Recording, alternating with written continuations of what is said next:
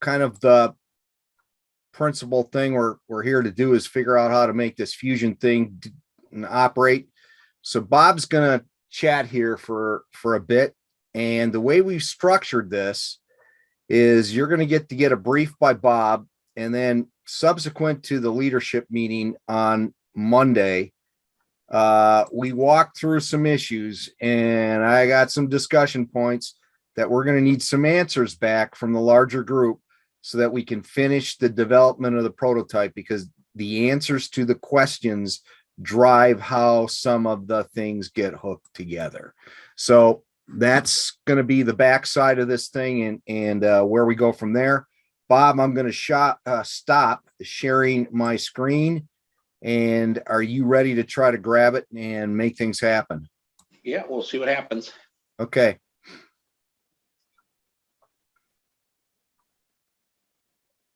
Bob's only logged in 3 times.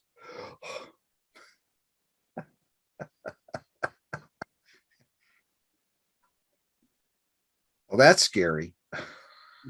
I know, I got to switch that out real fast. All right, so basically what I'm going to show you here is where we're at with the, think of what you're looking at here as the administrative interface into the Fusion mechanism behind the scenes.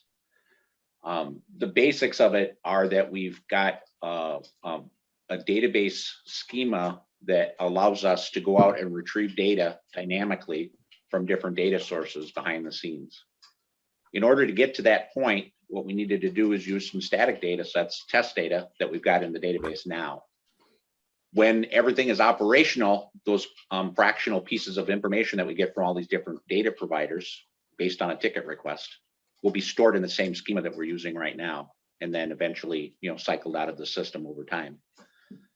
The data, just as a quick overview here, we'll get back to this in a minute here, but we put in a layer of information that is related to tickets that were sent to us as samples. So these black outlines that you're seeing there are basically polygons from GSOC ticket requests that were sent to us as samples, and we put them into the data schema that we've designed behind the scenes. So I'll get back to that in a sec. And then we've got a bunch of different layers that are available, in the APWA kind of chopping scheme that, how they're marked out in the field.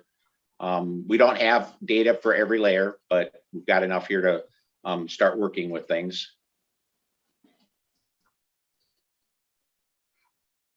And a mechanism to store data based on references out in the field to kind of provide the field users with the idea that what they're looking at in the digital form was valid. And we came up with that reference category at the bottom here that equates to something that you would see physically out in the field, like a lantern or a manhole or, those kinds of things. Obviously, there's more work that needs to be put into how we style that and how that kind of stuff comes together. We ran into some interesting things when we were putting some of the data collection pieces together. This polygon here that you're looking at with the hatch marks in it is basically a restricted use area that is managed by MPCA. So that was an interesting piece of the equation there, but basically they have special rules for that restrict what you can dig, those kinds of things. So that was kind of lumped into this reference category as well. Now, the idea here is that when we're looking at the tickets, generally the point of it is that we're going to be storing information related to the features that are available for a particular area. And the idea is when a ticket goes into the system, what will come back out is an extension or extended report that you would bind to the current ticket that is being used to make this request. So think of this as the report output that you would see after a request has gone into the system. So you'll have everything itemized by the data type. You can see that we've only got 3 data layers, or groupings that came back. And then on the top, you're going to have a composite map. Now, this isn't intended as the final product. The idea here is this is demonstrating that all the mechanics and all the pipelines are in place to make everything start to flow. I can come back to this if we need to, Steve, but I think this is where I should probably jump back into the slideshow. Does that make sense?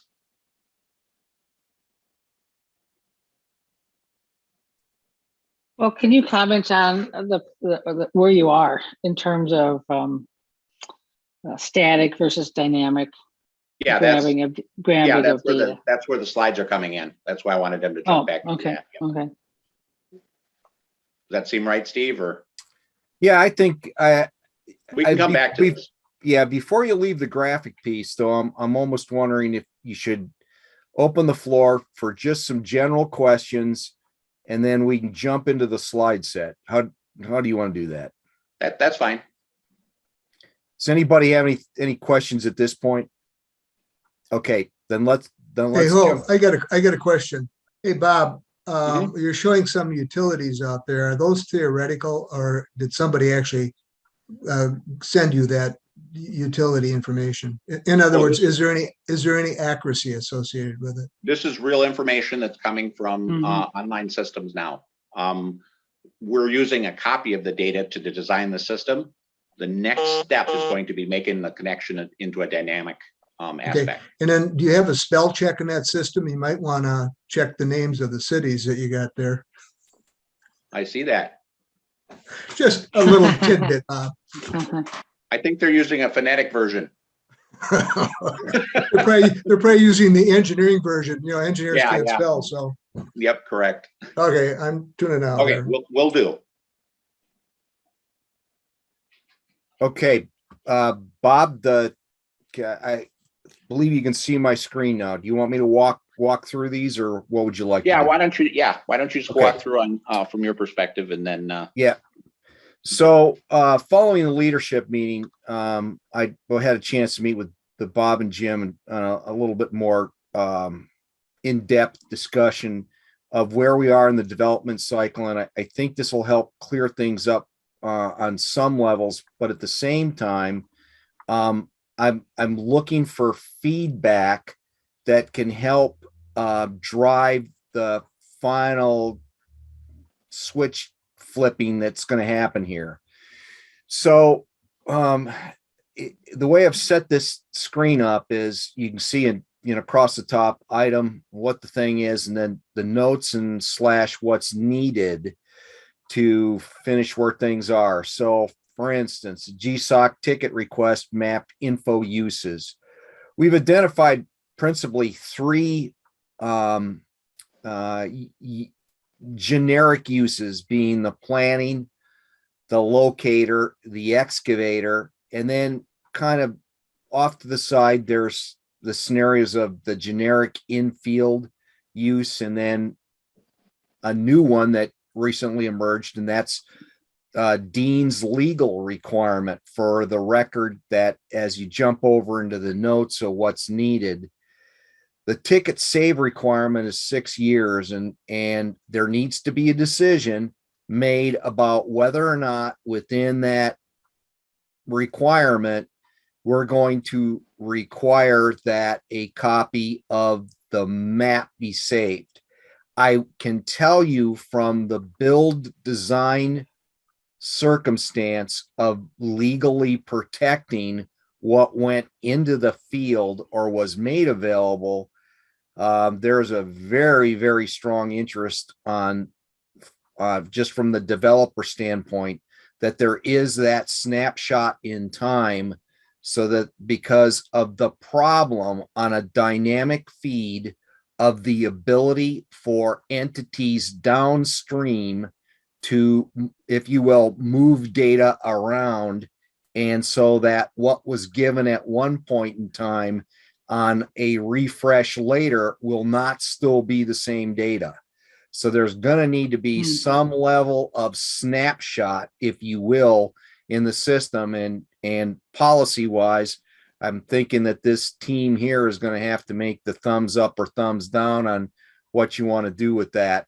And Bob and team are ready to plug directly into OCC, and before we plug into OCC, we're thinking there needs to be some level of a team meet to turn that function on. And then last but not least, how we want to consider and this largely drove the idea of how quickly a dynamic build needs to happen. And that's the issue of, if you look down again, you go down that what column, planning, when does a planner need this? I think we heard just listening to Iowa, they were looking at 5 days. Locator, how soon does he need it? Well, he's got to do his locate within 48 hours. Excavator, well, you don't want him to see it before 48 hours because that gives the locator the ability to go out and do his thing. But then there's this generic in the field kind of thing. And so that's where that last bullet in the right-hand column goes of planning, excavator, need to see a locate. So how long do you want that build to take? So, I'll stop there because that's kind of the first line and open the floor to Bob. Is there anything you want to add at this point? Yeah, I just wanted to expand a little bit on the generic in field. The idea there is that eventually that becomes a mechanism for any errors or omissions or anything that are found out in the field to be passed back up through the same system up to the data owners. So that's what the idea is behind that generic in field request. Now, that could probably be tied into one of the other three. It's very similar to what an excavator would see, for example. So in my mind anyway, and the idea there is that it'll allow for a capability of the field user to send information back upstream.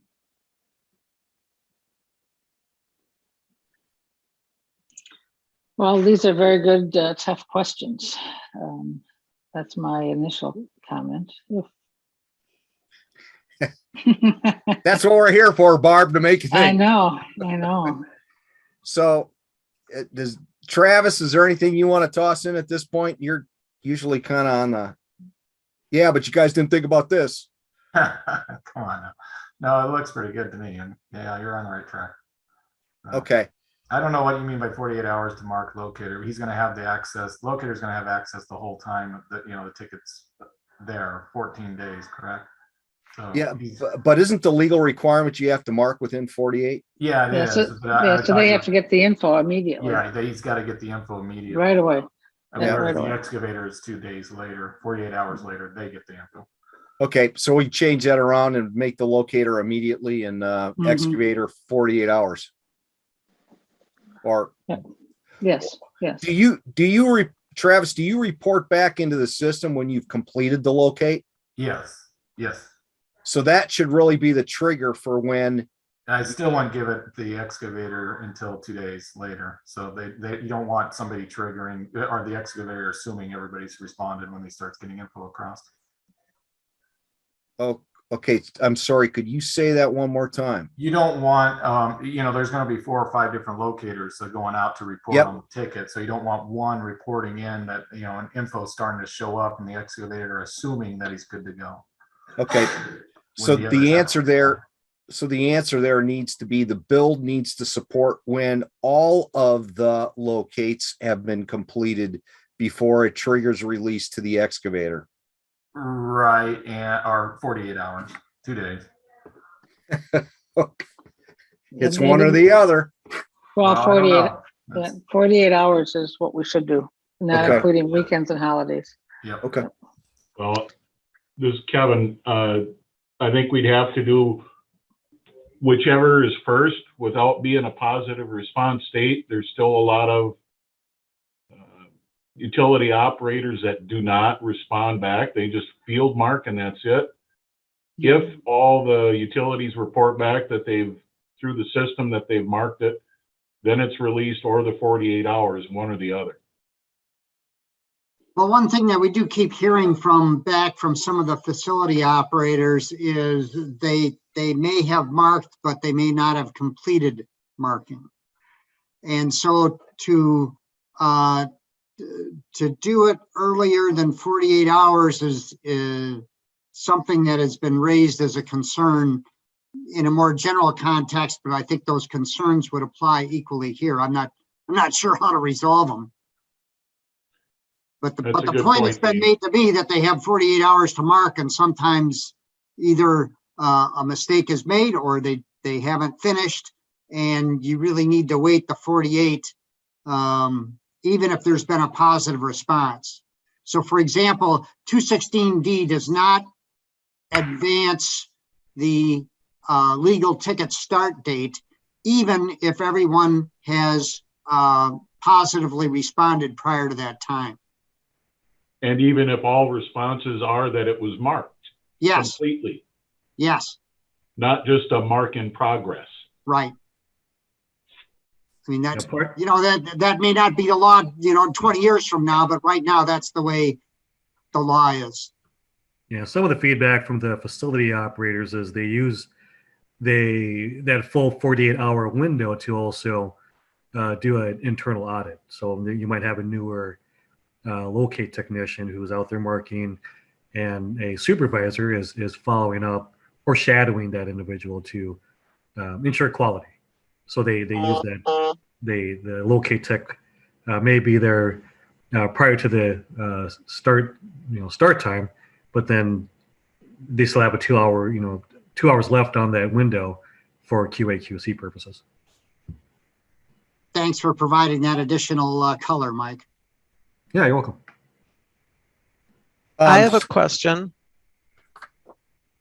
Is this going to replace our current system that we have, or is this an addition to? That's a good question. Right now, it would be definitely in addition to and supplementing. Yep. So our locator, like I'm with Lumen, so our locator is going to get tickets from 2 systems to go out and mark? No, Or, okay. it'll all come through the same system. But I will say this. I think all the things that Barb and really this group has been working on are with a view that maybe 20 years from now, this could well replace the existing system. But, you know, lots of things would have to be a lot better than what they are right now in order for that to ever happen. Right now, this is additional damage prevention information subject to verification in the field. So Liz, I think the easiest way to think of this is that the current one call system ticket does not provide does not provide line data on the ticket itself or make accessible the if you will the GIS view of what's in the ground near where the locate is to take place. The effort here is to add that capability to the current ticketing system, that everything will continue to go through OCC. We're working to provide additional information that can be used, on the ticket itself for planning potentially, for locating and for excavating. Is that helpful? Yeah, I mean, we provide that data to our locators individually, so they have our prints and such. Right. Yeah, so that's provided, that data is provided to whoever's locating for us. So right now, my understanding is you're providing a mix of information based on what type of information you have. You may have some things that are not electronically stored, so maybe you're giving information in the form of printed maps. On the other hand, you may have some electronic maps too. I'm not sure what your processes and procedures are. But this would provide a format and vehicle for those to be improved over time and for them to all be made electronic, which presumably would save Lumen money. okay. And Liz, you are probably the perfect candidate for one of the first integrations if all your stuff is ready to go, because the reality is, and this is just a quick side story on the Emergency Preparedness Committee. The ability to see geospatial data to support disaster response is very good in the Twin Cities area. If you get into outlying areas out there, there are some counties that literally don't have a computer to do that kind of thing. So if you think of what you've got as a standard in access to data, doesn't necessarily map across all the utilities and all the space in the state of Minnesota. And we're trying to work to get to a point where that capability is more robust. And so, like I said, if Lumen's ready to rock and roll, be one of the first people into the system, that'd be wonderful. I do think Liz raises a good point. The locators, the facility operators see their own maps. Their contract locators see their maps and update in the field if they do a locate and the information needs changing. So their use of the system might be less. For design engineers and for excavators, they don't have access to that data at all. So it would be much more useful for the design engineers and excavators. I think I think you're right on to something, right? Yeah, I mean, our locators, if they're locating our facilities, we definitely provide them data of Right, they see where it they see- is, and even if if our data is incorrect, they come back to us and we look at it and correct it, and but it's very important that our data to our contract locators is correct, obviously, because if they don't mark where we're at, then we have a damage and etc. So nobody wants that. So Right. we work really hard to make sure that our locators have correct data. So yeah, I just couldn't figure out if I'm gonna already I'm gonna be updating 2 systems, so yay. So that's all. Thank you. Okay, so thanks for the comment. Appreciate it. Yeah. And I think maybe as we move into this next line, you'll have even more questions. Right, could be. Okay. Here we go. So before we drop out of this ticket request mapped info uses, the next thing would be to talk again about the data pull. And so here's what I've got written down here. As we envision things now, and as the final system build will occur, it will anticipate 3 elements of data. The first one is the items that are hosted locally. Now, we've done much talking about the issue of a rural consortium for entities that would map similar to what's known in the Twin Cities as LOGIS, that would effectively, we'll figure the details out on how that all will work. But the bottom line is we've got some communities where maybe the utility infrastructure stuff for that location is all in George's head, and George is getting ready to retire. And so we want to be able to capture that kind of information and have it available. And we're looking at that rural consortium thing. Now, because it would be a structure facilitated by this effort going forward, that the ability to communicate on that kind of information would be a clear flow. It would be, if you will, hosted locally. So the pull of the data into aggregation would come from a consistently built database that would, support this rural kind of concept. Then there's the static data, which is our non-utility data sets that would be things, for instance, that do not routinely change, like archaeological dig site kind of information would be an example. And those sorts of databases would be set up on a call, which is known, is thought of as what has changed versus a download of every 24 hours. So every 24 hours, there would be a call against those respective systems to find out what in that set of data has changed, and that would be hosted locally again. Then there's the dynamic query, and it kind of has two different elements in it. One is the query against the respective utility databases, and the second one is there are some. Then the best one I can think of is I keep on saying invasive species, but the protected species database of the EPA would be an example. That's considered to be very closely held data, and the only way you're ever going to have any access to something like that would be through a call against a data set at the EPA or whatever. So that's the item, that's the what. And now here's the notes about what's needed.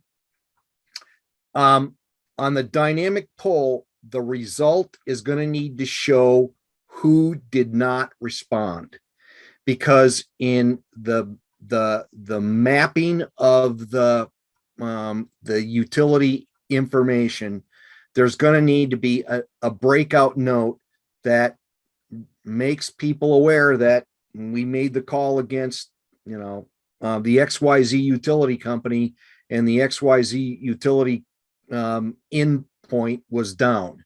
So, that's an example. And then we break out into kind of two areas of how to think about this. What we need short term to finish the build so that Barb's got something to be able to walk into a CEO's office and talk to them about, and then long term, what we're going to have to do to kind of like make this whole thing work. So OCC polygons, we still do not have those yet, and that is going to drive the response on the call. We're going to need to incorporate Travis's data sets, and Bob's ready to turn that on. The issue is making sure that the schema that was designed and set up was done in a way that it would allow for access for both static and dynamic, and they're ready to do that. And then last but not least is the OCC buffers. We're going to use those for the time being, but Dean, the monkey is on your back. Your team has got to tackle that one and figure out what it is you want to do, that you're going to be able to define, in a way that will support if it ends up being, legal requirement or whatever. But we're going to need to have an answer on how do you want to approach, a point or a line, how much of a, if it's a 6 mile construction zone down a road, how much of that data can be exposed at one time? Does there need to be special access to it or whatever? Because as the model that's done by the guys up at Scottish Vault is sort of the last thing down here in the bottom. And, that long-term thing in structure on this to make people feel like we're going to be good to go. There's going to need to be a determination on the level of the number of pulls of data before the system flags it as somebody is trying to use it in an abusive way. So we've got to drive down this identification of the static and the dynamic data sets, and the expertise is in this group as to what's out there that we need to be thinking about for those particular data sets. And that breaks down into, the utility and the special listing, the bounding box definition, and then the interchange model needs to be developed. And I'll let Bob talk about what they're thinking right now with that. But we're talking WFS. We're talking about an approach which drives stability on that endpoint, because if the endpoint is constantly being moved around, manipulated, whatever, the system simply won't work. And that for dynamic data. And then last but not least, Bob assures me that, Esri off on its rest service is kind of doing a piece of its own thing that that issue has been resolved also. And with that, Bob, I'll shut up and I'll let you talk, and then we'll open the floor for more discussion on that. I don't have a heck of a lot to add. You got it all pretty well there. The bigger piece there is on that last stuff you're talking about with the interchange aspects. WFS is obviously going to work for us. Not everybody wants to set that up, but a lot of utilities, especially ones that go out and contract it out or have a consultant come in and set it up for them, will use an Esri service. And all they really need to have available is that the Esri service is exposed and we can see it in the REST endpoints, because that's kind of a default setup for an Esri server. But an Esri server can also be configured to provide a WFS as well. So it's really just a switch on the service. You just turn it on. But those are just expanded kind of notes there that I'd put on what you were talking about on the rest of it. So that's all I need to add.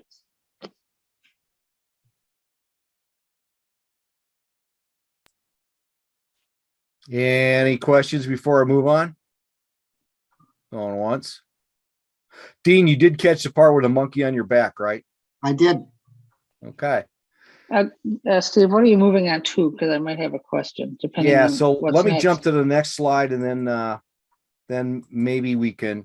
So the final items here that I'll talk through are the dynamic data extent, because that's the CEO gets nervous discussion. The field input issue, performance, symbology, base map, and then extra items. Do you want to, is there something you want me to circle back to? I think when we get done with this, I think we should come back to Liz's question on timing of use of this. I think we have to talk about locators, designers, and excavators. If we look, through the couple years ahead, I think there's a natural design of adoption. Okay. Okay, thank you. Okay. So last time I did the presentation on the GIS security issue, and just to kind of maybe catch everybody up to the reality that there's nothing we're doing here, that everything we're doing here actually exceeds what the Department of Homeland Security and all the rest of them are doing in terms of protection of what they call critical infrastructure, key resources information. We're doing that by number one, the access to this will exceed for official use only, which is a standard in the federal government.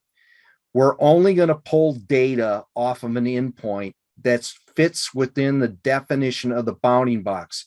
So in other words, the federal government, if you get access to the high field data set, you're able to look at the entire United States. What we're only doing here is pulling a very small amount of data defined by an area.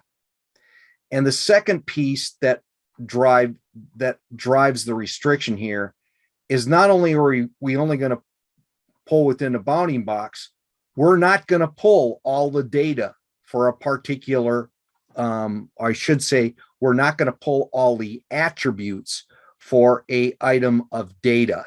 And Bob needs to beat up here and talk to you about what they've done with the design of Schema, so that when the data pull occurs, we would have the ability to pull everything if it's something an organization wants to have made available, but the design is going to be to only pull enough to generate, if you will, the line data.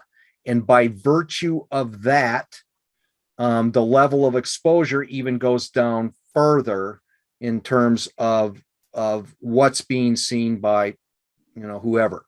And with that, Bob, why don't you talk Schema? You want me to roll down to the other two slides? Not immediately. Hang on a sec. Okay. I was going to correct you as you started out your last paragraph there, and then you kind of corrected yourself. So. Oh, good. Yeah, the point of that last paragraph that he was talking about there is that the Schema, and now you can roll down. You're making my life rough. Well, yeah. So this is the one we want to look at. So leave it there. Those pieces in capitalized letters there, those are the only fields that we're going to are required to store a request in the system.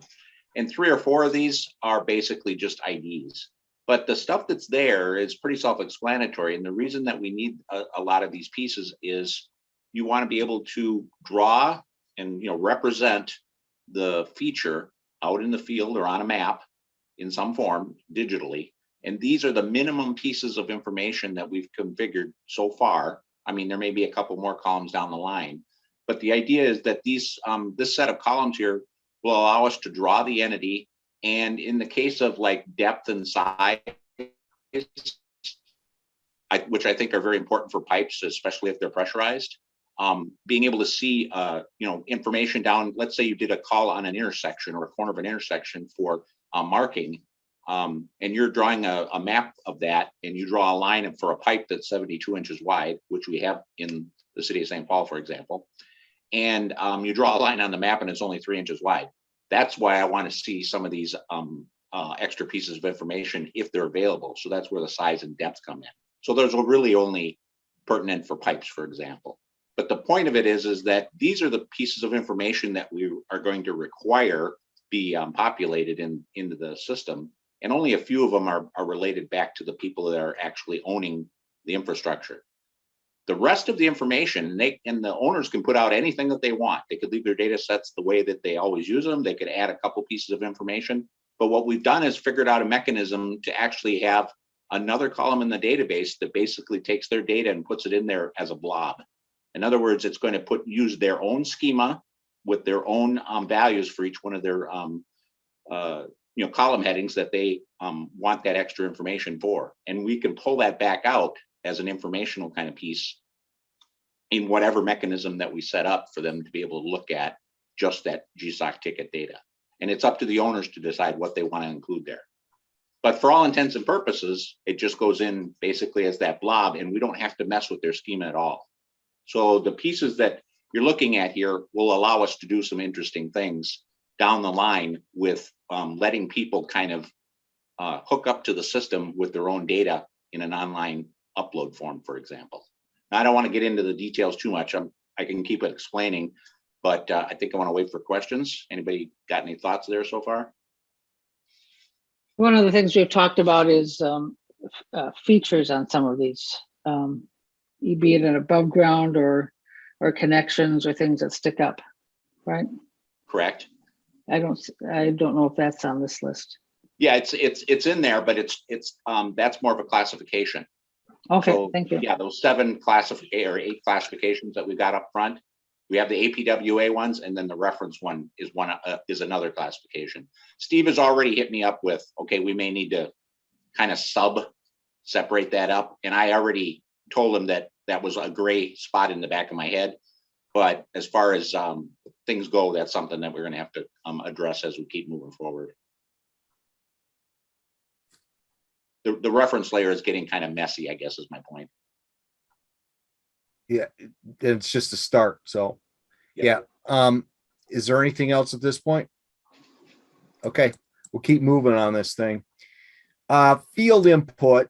So again, the system's ready to be turned on to take in, and this is Bob's two-way street thing with provision of a link, which would allow the locator to upload data or the excavator upload data, and the other way around. So, after a locate occurs, making it available for instance, from the planning cycle. But to make it happen, what we're going to need to have is the schema discussion needs to happen over in Travis. This monkey is on your back as to what data set or what schema elements do you want to be able to put into the system that, in talking with Bob or whatever, is going to end up being the answer for how that piece would potentially work to make this thing go forward. So we need to get that understanding of what data coming into the system you think needs to be there for instance, as it gets passed up the line to say, once again, XYZ utility as it comes in and sits in their, their validation box before it gets put into their system. What are those elements that need to be there to support what would happen upstream? So I think Bob already got it on the previous slide. So the same attributes, you don't need much, you just keep it simple. okay, The material and the size, I put those together back to back because that is important. Like Bob was saying, when an excavator is exposing something, they want to make sure everything's allocated for, so when you exposing a 6-inch pipe, when what they should know what they're looking for and not confuse one thing over the other. But other than that, I think Bob and I already split this back and forth, and we just want to keep it simple, especially to get it started. And he already had everything listed. so the answer is, Bob, you already have what you need. That's the input from Travis's team. Well, I'd probably say it more along the lines of my design is fitting the requested capabilities. Okay, well, we can go with that. But the answer is, Barb wants to be wowed by the fact that linkage capability has been built into the system and she's ready to rock and roll. Right. Yeah, and that aspect of it is we're ready. We got all of the pipe mechanisms for the data to flow through and all of the connections in place to try the first version of what Barb needs. Okay, so that would mean that Travis would be able to come in, click a link, and upload a locate in Glencoe, and it would appear in the system. Correct? Yes, once we have the form in place to do that. So I'll you're just do it through WFS. So no links clicking. Yeah, we don't need to get into the details of how that works. Yeah. But yeah, once we set up a form or a service for him to connect to, that would be the case. Yes. Okay. All right. So that moves us on to performance. And as one of my esteemed colleagues used to use, it's time to throw the dead cat on the table. Here we go. So the thing that makes everybody nervous about this whole thing is, how long does data that belongs to someone else live in this system? And so there needs to be a purge plan. And that purge plan, again, in this prototype phase, is going to drive how that piece gets it finished off. And so the question is here, is there going to be any allowability at all for cache data, or does it always have to be dynamically built?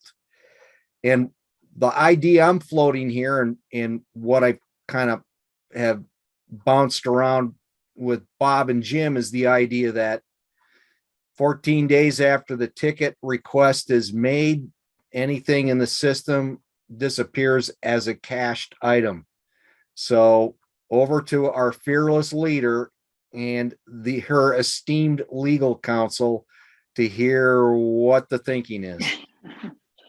Well, since we've talked on Monday, the idea of having to cache something makes a lot of sense, because there's so much data, so many tickets. I think some of these points we really have to start talking with our facility operators and say, this is what we'd like to do. And first take a position of, yes, we'd like to be able to cache the data, and this is why. And then listen to the screaming happen. Right. Yeah. What is the difference between this and your notation on the previous page about keeping a PDF? One is dynamic, Okay. and the other static piece, according to you, needs to live for 6 years. And The PDF thing, I would categorize that as a request of record for Dean's perspective. So the idea there is you're making a stamped copy of whatever happened. And from the developer standpoint, they want to be able to prove that you know, this is what was delivered versus, you know, somebody saying 3 days later, hey, we went into the system and, you know, XYZ utility had updated things and it wasn't what you gave us, you know, see what I'm saying? But So Barb, what we're going to do then is we're going to proceed on the assumption that the build will assume that it will purge 14 days after the ticket request is made or after the locate is complete. How do we want to do that? I think if we're going to have excavators use this, that has to be when the ticket expires, at the expiration date of the ticket. And that's 14 days, isn't it? Yeah, it's In 14 something. days from the ticket start date. yeah, ticket. Yeah, And the ticket start date is 48 hours. 48 hours, excluding weekends or holidays after the ticket is accepted. Well, that's an interesting algorithm for doing a trigger. Yeah, right. OCC can help you with that one. They have it all figured out. Okay, we'll circle back on that. But at the time that they accept a ticket, you know, and Release the ticket. release the ticket, and so it has a ticket number and it is an existing ticket. They have a ticket dig start time and date on that ticket. Sounds like the only Fortran programming I ever did. Okay, symbology. We currently have not defined a standard beyond, you know, red's, you know, stuff that blows up and blue is water and whatever. But then we're going to get down into some nuanceical stuff. So somebody needs to, if you will, be the daddy of what we're going to do for symbology. You know, Travis right now wants to use dash for the put excavator. It should have been the locate. And then Bob wants to use dash for abandon. So there needs to be, and there's going to be other ones that are going to come up like this. So this is going to be a food fight going forward, and somebody's going to have to take responsibility for it. Travis, do I hear you volunteer? I think I supersede Bob, so I think I get the dash lines. Bob can go with black or something else. So it just matches what's in the field, dash lines. So it just Okay. makes sense. Mhm. Hear that, Bob? Yeah, I hear it. I want to know how big Travis is. Is he like over 6 feet? Okay. All right. So everybody's been hollering for Google. No, but his best buddy is really big. I've got some buddies too, so. Okay, as long as they don't show up with baseball bats. Okay, so we've got the base map thing. Google is currently not in the interface, and this is an awareness item. By the number of hits that will occur, Google will, I think they allow 35,000 hits and then they turn on the cash register. So, or I should say that the cab run meter, whatever you want to call it. So be aware of that issue. One of the possible answers to that is to build some sort of an interface base map. But I think, again, Barb, we can, in the prototype here, we can turn Google on and you can see that interface in there. And if anybody's, is that per day, 35,000? I forget what it is, Travis. I know that one of the guys that we're working with on another project, you know, had to rebuild his entire software approach because they'd let him use it for free for it. Basically, it's for the wildland fire community. And then all of a sudden Google got nasty about it. And I don't remember what the hit count was. I think it was like 35,000. I think it might have been 35,000 monthly, which obviously will go by in about a week in this operation. So, Well, there's a question I should know the answer to though, but OCC has a base map. And I believe that those are Yes. based on, is it the USGS Tiger? Yeah, data, Maps? yeah. Mhm. Does that ring a bell, Steve? Yeah, that's I forget what the acronym stands for, but Bob, The you want Tiger data, the Tiger data is available. I wouldn't put too much credence into it on the street center line stuff, though. It's not kept up to date very nicely. What I will throw out there though is there's enough information from the state in various different places to be able to build our own base map if we ever need one. The one that's in there right now is OpenStreetMaps. It's not the best. It's not like Google, blah, blah, blah, but it is free. And we can pull out a chunk of the OpenStreetMap and run it as our own data behind the scenes. And in using that kind of a mechanism, we can mix and match other data sets that are available from the state. So I'm just going to throw that out there that we have options for building our own base map, but it'll obviously take time and effort to do that. Brad Henry, let me just jump in here to echo what Bob just got done saying. Remember, we started Metro GIS to share maps, and then we started state to share maps, and we have a statewide digital ortho. That would be our background, and that's relatively constantly updated. So to me, that's the replacement for Google. Case closed. Let's move on. There you go. We've heard it from an authoritative source, and with that, on we go. Extra items, they're currently merged, and Bob's already talked about that. That's on the bottom of the display. He already pointed out the issue with the brownfields area versus the above ground determinant locations. And with that, we're going to jump back to, I think Barb wanted to go back to this screen, and the floor is wide open at this point. Thoughts, considerations, death threats, whatever you want to send this way.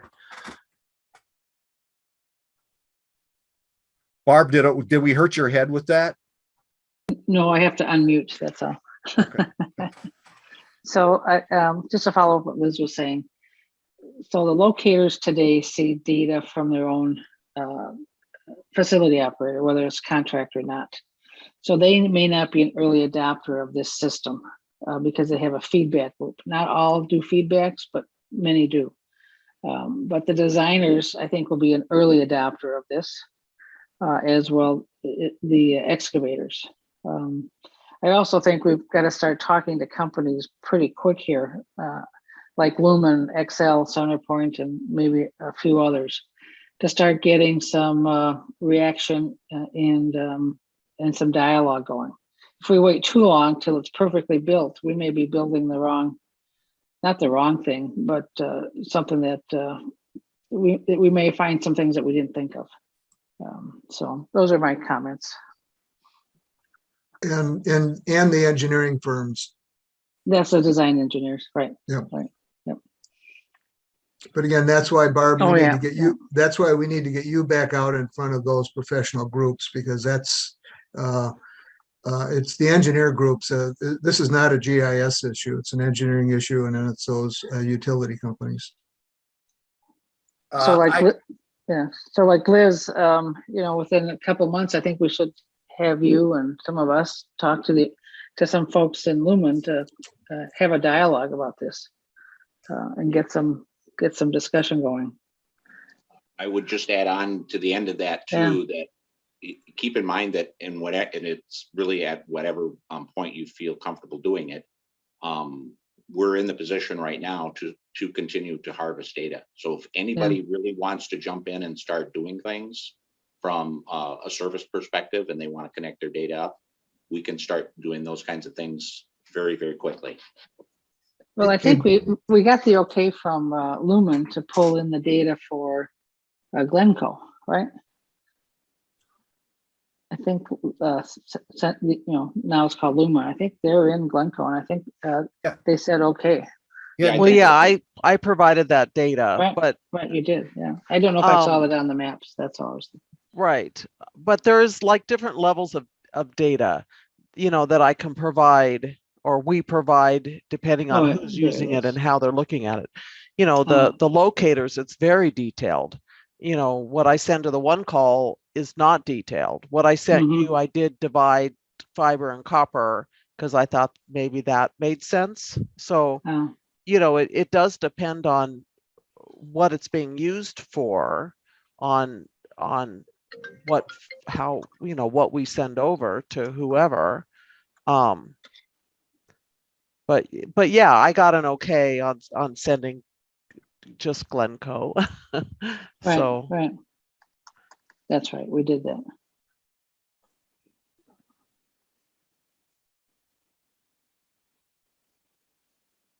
Okay, So I just think if people on the phone call, Zoom could comment on, what's your reaction? What are you concerned about? What's going well? I do think we need a little bit of, I know we've only got a few minutes, but I'd appreciate some input from those that are on the call, since we won't meet for 2 months. Well, let me jump in here. What's Yeah. the plan for the June meeting? The subject. yeah. Sorry, Brad, not thinking that far ahead. Well, here's where I'm going. Yeah. Why I was a little late getting into this meeting. Steve and Barb, you both know we have this group called Minnesota 2050. Minnesota 2050 represents 18 professional organizations in MnDOT. So it's the city engineer group. That's one of the professional. The county engineer group. It's MnDOT. It's again, these are all professional. And every single one of those groups deals with utilities. Every single one of those groups should be aware of this project. And but again, I wouldn't invite all of them to a meeting. We need to, and so at this meeting this morning, there are 3 people who are sitting in that meeting that, I mean, literally when we walked out of the meeting, I said, I got to get going because I got to get back to this meeting. They were totally unaware of this group. One was the head of the utility locate group statewide in Minnesota for many, many years. He's not any longer. 2 of the others are the people who manage the utilities in 2 metro cities. Literally, if we're going to do a pilot project, okay, we do one out in Glenview, but we do one in here in the metro area. These are the people that could be key to us setting up a pilot project. And so we need to bounce, whatever, Mhm. we need to bounce this off some of those people. These are the design engineers, the constructors, et cetera. They are the ones that call the utility people. So, so where I'm going here, do we have I don't know, a 1-pager or a half a pager that I can send to these people, say, this is what, and not these slides, but this is what this group is doing. How can we interact with you? And maybe we get them in on the June meeting and have some kind of a dialogue. I'm thinking off the top of my head right now. Yeah, I would like to meet with the second 2 that you mentioned. I don't know about the first one yet, because I don't know enough.